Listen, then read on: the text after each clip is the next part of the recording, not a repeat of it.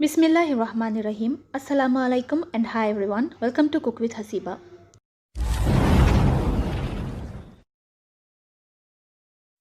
In today's video, I'm going to show you how to make chatpate chole at home without using any kind of chutneys here. These choles are really spicy, tangy and very delicious for this winter season. The ingredients I have taken are 2 cup Kabuli chana, 1 onion chopped, 1 tomato chopped, 2 green chilies chopped, few curry leaves, half teaspoon cumin seeds, 1 teaspoon fennel seeds, that's saunf, 2 dry red chilies chopped, turmeric, 1 teaspoon red chili powder, 2 tablespoonful chaat masala, 1 teaspoon cumin powder, that's zira powder, half teaspoon pepper powder, 4 tablespoon tamarind pulp, few mint leaves, some salt to taste and a pinch of baking soda, which we will add in the chanas while boiling. Now in a pressure cooker, I have added the soaked chana which I kept it overnight. To this I am adding very little salt and a pinch of baking soda. Now adding baking soda will help the chanas to retain its softness. Usually it happens that when chana gets boiled and when we mix the masala, it will get too hard. So while adding the baking soda, the chana will retain its softness. Now keep this pressure cooker on the stove and leave it for 4 whistles.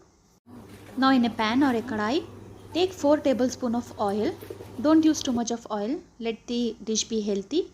I am taking only 3 to 4 tablespoons of oil. Once the oil is heated up, immediately add the cumin seeds, fennel seeds, curry leaves and the dry red chilies. Once it splutters, add the chopped onions and the green chilies.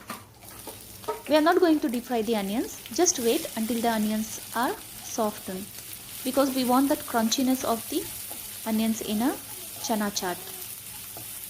Just give a gentle mix and add a pinch of turmeric and little salt for the masala. As we have added salt for the chanas, make sure you are adding very little salt just for the masala here. Give a quick mix and then add the chopped tomatoes. Now we are going to fry the tomatoes until the tomatoes turn soft or until the skin of the tomatoes is released. After sauteing the tomatoes for few seconds, here I am adding the tamarind juice or the tamarind pulp so that they can cook together. After few minutes, you can see the tamarind juice and the tomatoes are well cooked. Now I am mashing the tomatoes here so that it can get more softened. Once it is done, you can add the chole immediately. Now I am going to add the chole along with some water so that the spices can get well absorbed by the chole by this way.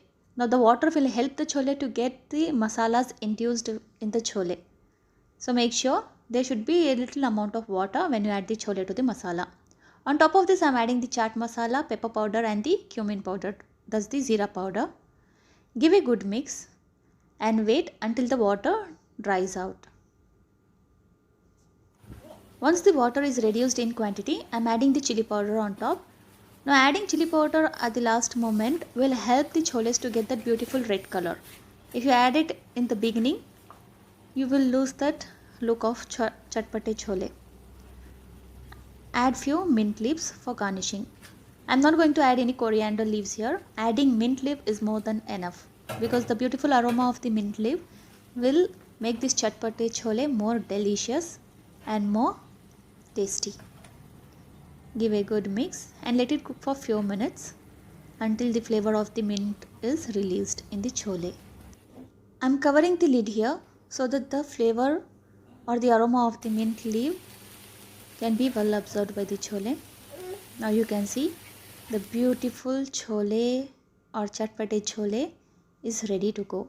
Now you can serve this chole with some lemon juice or green chilies and chopped onion. The water is completely dried here. You can serve this chole after a few minutes. Don't immediately serve any dish. Let it cool down for a few minutes and then you can serve. Now this beautiful chatpate chole is ready to make your weekend more special. Now if you like my recipes, then please do like, share and subscribe to my channel and also let me know what recipe you want me to upload next. Please do share my recipes with the ones who loves cooking and with the ones who loves eating. Thank you so much for watching.